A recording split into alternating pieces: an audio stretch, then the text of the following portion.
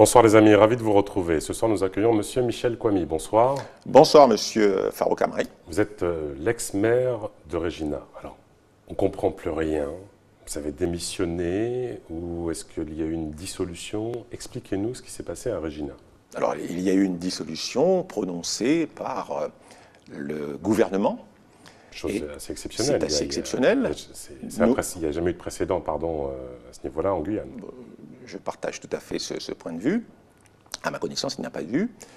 Cette dissolution intervient, c'est vrai, parce que les causes fondamentales de cette décision sont le blocage du conseil municipal.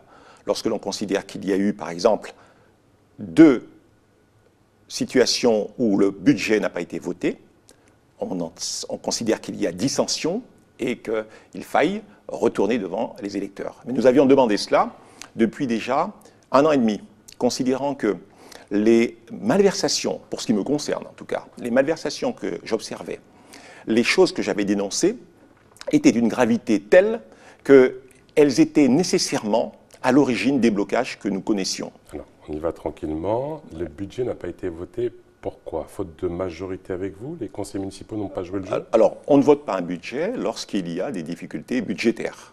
On ne vote pas un budget pour des considérations politiques ou extra ou judiciaires. Quel type de malversation grave vous dénoncez? En tout cas, le budget, il était excédentaire, par exemple. On dit qu'un budget, on avait au poste investissement 800 000 euros. Pour des investissements.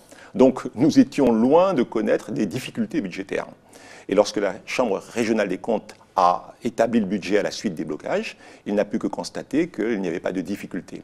Par contre, lorsque nous avons dénoncé à la justice des malversations foncières, considérant qu'un membre du conseil municipal, capable, je dis bien, de générer ces blocages, s'était rendu coupable, c'est ce que nous avions dénoncé, Ici même sur ce plateau, parce qu'on est là pour se dire tout, monsieur Cardézer. Absolument. Voilà. S'était rendu coupable, et nous l'avons dénoncé en justice, cela fait l'affaire, fait l'objet d'une instruction devant le juge d'instruction au jour où je vous parle, d'une acquisition de 13 hectares de terrain dans un bourg qui en fait 26. Donc, c'était quelque chose de surréaliste.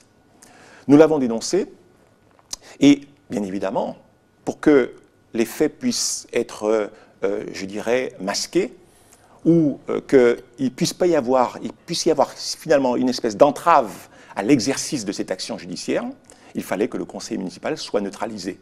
Et cette neutralisation de la commune, pour neutraliser l'affaire judiciaire, est intervenue par le biais de ce blocage du budget. D'accord. Je dirais même, si vous me permettez d'ajouter, que la dissolution, finalement, permet que celui-là qui a ses affaires à dissimuler puisse espérer revenir aux affaires et puis évacuer toute poursuite, parce que les poursuites ne sont générées que par l'instance, l'autorité municipale. Alors justement, d'un côté, il y a une dissolution qui est liée à des malversations graves constatées, et de l'autre côté, cette dissolution peut, dans l'absolu, permettre à celui qui est incriminé de revenir aux affaires et de faire en sorte que ces malversations soient levées. C'est ce que vous êtes en train de dire. Absolument. Alors, pourquoi ce choix? Je ne comprends pas. Mais alors, le choix de la dissolution, parce qu'il y avait cette entrave qui était permanente. Elle était permanente. Donc il y a quand même un choix. Mais pour moi, si vous voulez, l'intérêt majeur, c'est que je puisse, parce que tant qu'il n'y a pas ce moment de dissolution, ce moment d'élection, il n'y a pas d'expression. Si je peux aujourd'hui, devant vous... Vous mettez un coup de pied dans la fourmilière. Voilà. Si je peux aujourd'hui, devant vous, exposer la situation, c'est parce qu'il y a ce climat électoral. Je constate par ailleurs qu'il y a, en plus de ces malversations, qui sont déjà graves, 13 hectares sur un bourg qui en fait 26. Je constate que le même intéressé s'est approprié 14 000 hectares sur la commune de Regina et la commune voisine de Wanari. Je constate par ailleurs que sur un terrain qui se trouve juste à côté du bourg, de l'autre côté du fleuve, le même intéressé s'est approprié 1150 hectares sur Regina. C'est-à-dire qu'il faut que l'on se rende compte ce que peut représenter 1100 hectares. Alors, c'est vrai que souvent, je pose la question à mes interlocuteurs, mais est-ce que vous savez ce que peut représenter 1 hectare? Vous le savez, monsieur Farouk. Oui, oui, vous n'êtes pas monsieur Bourdin, mais je vais vous dire, 1000 mètres carrés. Non. 10 000 mètres carrés. 10 000 mètres carrés. 10 000 mètres carrés, voyez vous. Commencez pas, 10 000 mètres carrés. 10 000 mètres carrés. Donc, lorsque l'on prend conscience que ce que peut représenter 1000 fois 10 000 mètres carrés, c'est énorme. La commune elle-même, si vous voulez, elle n'est propriétaire que de 500 hectares. La commune de Régina.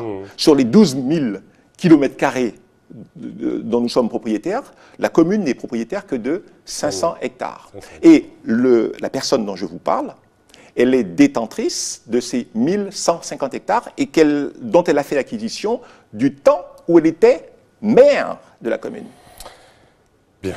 Maintenant, on va parler dans un deuxième temps des élections qui se préparent. Ouais. Monsieur Kwame, serez-vous, oui ou non, candidat poste de maire pour ces prochaines municipales qui s'annoncent très très rapidement, là, le 22, je crois, avril? Oui, alors... Serez-vous candidat? Alors, je vous réponds qu'au jour d'aujourd'hui, je suis en préparation d'une action sur ce plan-là, sur le terrain électoral. Mais avant que je puisse répondre de manière définitive, qui est au moment de la clôture, c'est-à-dire qu'au 5 avril, je ferai nécessairement état de ma décision. Il faut que je sache de quelle force je dispose, j'ai des soutiens, je consulte des personnes, et ce que je souhaite, c'est qu'il y ait cette expression déjà, cette action pédagogique sur le foncier, mais qu'il y ait des ralliements. Des personnes disent, voilà, nous sommes d'accord pour qu'il y ait cette action, si vous voulez. Votre prédécesseur, Justin Atttal, a déclaré sa candidature.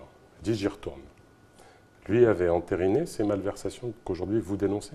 Alors, soit, je ne veux pas l'accuser de les avoir entérinées, mais en tout cas, il n'y a vu que du feu. Parce que, si vous voulez, elles sont astucieuses. C'est une forme de criminalité très astucieuse. Il y a une instruction. Il y a une instruction, qui est en cours. Mais tout de même... Justin Atttal, lui, part. Mais tout de même, il faudra lui poser la question, comment il se positionne par rapport à ces faits-là. Moi, j'ai aussi élaboré un projet qui est de dire, voilà, nous constatons qu'il y a 1000 hectares qui jouxtent la commune et qui peuvent être récupérés. S'il y a aujourd'hui à dire, nous formons un espèce de projet électoral, c'est déjà la récupération de ces 1000 hectares et les redistribuer à la population. Alors justement, je pense que projet politique, ça serait celui-ci. Récupérer ces terres, principalement, et en très peu de temps. Je crois qu'en très peu de temps, on peut le faire, et c'est un projet très concret. Redistribuer une terre mal acquise. Il pourrait y avoir 5 hectares distribués à près de 200 familles, et 200 familles, ça fait déjà 1000 personnes. Donc ça, en soi, je pense que c'est un projet. Si ce projet recueille déjà l'assentiment d'un nombre conséquent de soutien, eh bien, la candidature ira de soi. Si les gens considèrent que, eh bien, c'est acquis, on peut le lui laisser, et nous, on peut continuer à vivoter sur quelques mètres carrés, eh bien, on laissera les gens dans ces dispositions-là. Le format de l'émission est court, l'émission est terminée. Une dernière petite question par oui ou par non. Est-ce que vous êtes soutenu par les Républicains? Oui, mais je considère que c'est un combat local, c'est un combat très localisé. Pour l'instant, vous n'avez pas de soutien encore? Pas particulièrement. Non, il faut être juste quand même, parce que Gamal Ozembuk, qui est le secrétaire départemental, m'a apporté son soutien. Voilà. On se reverra au moment des élections, Monsieur Kwame, si vous êtes candidat. En tout cas, merci d'avoir participé à cette émission. On vous reconnaît toujours cette même franchise et aussi ce courage. Merci. Et merci de m'avoir invité. Les amis, les programmes continuent sur ATV Guyane. Tchembé.